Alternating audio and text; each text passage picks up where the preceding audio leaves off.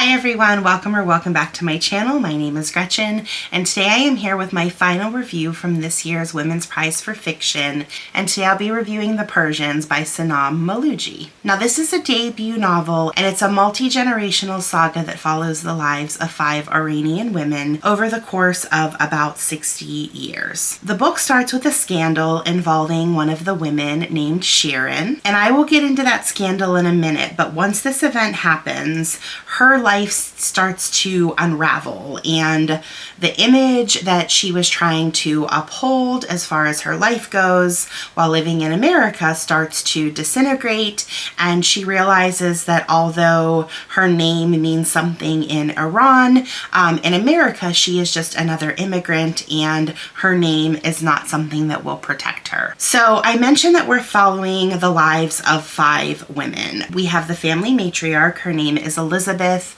During the revolution in 1979, she makes a decision to remain in Tehran while her daughters, Shirin and Sima, escape or flee to America. And also staying behind with Elizabeth is Shirin's young daughter, Niaz. And once in the States, Shirin goes to Houston and becomes an in-demand and kind of eccentric and over-the-top event planner, and Sima heads to Los Angeles and becomes a housewife raising her daughter, Bida. Now for the scandal. At the very beginning of the book, we are in the current timeline, and we are on a family vacation in Aspen. It's a family ski trip. We quickly meet Shirin, and she is an absolute trip. She is rich and self-absorbed and crude and eccentric, and she gets herself into trouble when she gets arrested for attempted prostitution. Then we have her niece Bida, who is a law student, and she attempts to find ways to help Shirin out of the situation that she's in. From there, we start going back and forth in time to eventually learn the stories of all 5 of the women, and periodically throughout we're returning to the present day to touch base with Shirin and what's going on with her predicament. And we find that due to what she did and the fact that she is an immigrant, she could ultimately get deported back to Iran. So it's a very serious predicament that she is in. Now, I won't get into the specific details of each of the women's stories because I think that the deeper that I would get into them, it would give away some very key plot points that I wouldn't want to spoil. But overall, this book was one that I had some mixed feelings about. I enjoyed some parts of the book, specifically Elizabeth sections. Her story started in the 40s, and we learned about her life leading up to the revolution and some of the history involved, so I really enjoyed that aspect of the book. But for the most part, this book was just a little too chaotic for me to enjoy to its fullest extent. We jumped all around between these different women's narratives, and there didn't seem to be any rhyme or reason or cohesiveness behind it. I typically enjoy really messy family dramas, but this felt very jarring because of all of the timeline shifts, and it kept jumping around, and I never felt like I had enough time with each character to get fully invested before we kind of got shot-putted to a different timeline and a different woman, and it was just very jarring for me. The star of this book was definitely Shirin, and she seemed to be portrayed or come off as a pretty awful human being most of the times, but she was one that, even though I didn't necessarily like her character, I had a soft spot for her at times. I felt like this book was trying to be funny at the sake of her specifically, her character specifically, but I found it more awkward than anything.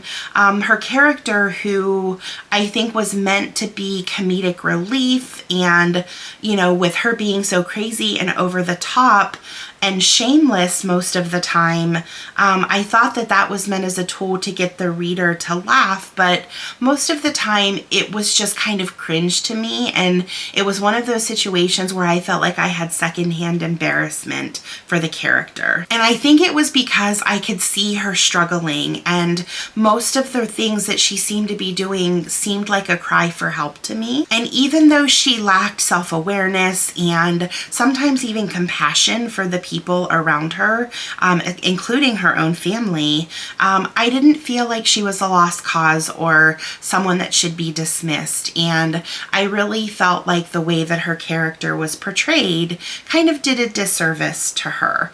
However, with that negativity out of the way, I did appreciate what the author was trying to do, specifically with the theme of immigration and finding one's American identity while still trying to hold on to your roots. It was a book that did get me thinking, and anytime a book can do that, I think it's doing something right. And I'm not sure if this was the author's intent or I was just super sensitive to this because it's such a hot button topic in the States right now. But what this book really kind of highlighted for me is that immense amount of pressure that immigrants that are coming to the States that are trying to make a new life for themselves must be under.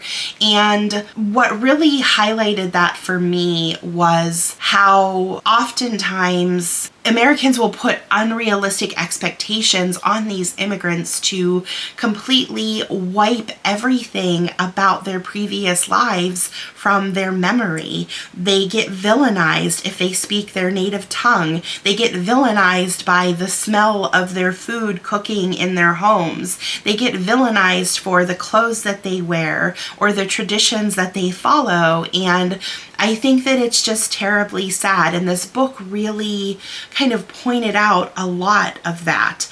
How, you know, they are all people prior to coming to us. They have lives, they have careers, they have families, but as soon as they step foot on American soil, we are expecting them to completely conform to the American mold. And what exactly is the American mold anyway? We are a country that was built on immigrants. We're a country that has so many different types of nationalities as a part of it, and we are a melting pot of traditions and different cultures. And what is the true way that an American should act, and who has the say in what determines that? And this book, even though it may not have been the author's full intention, really started to get me to think about some of those things.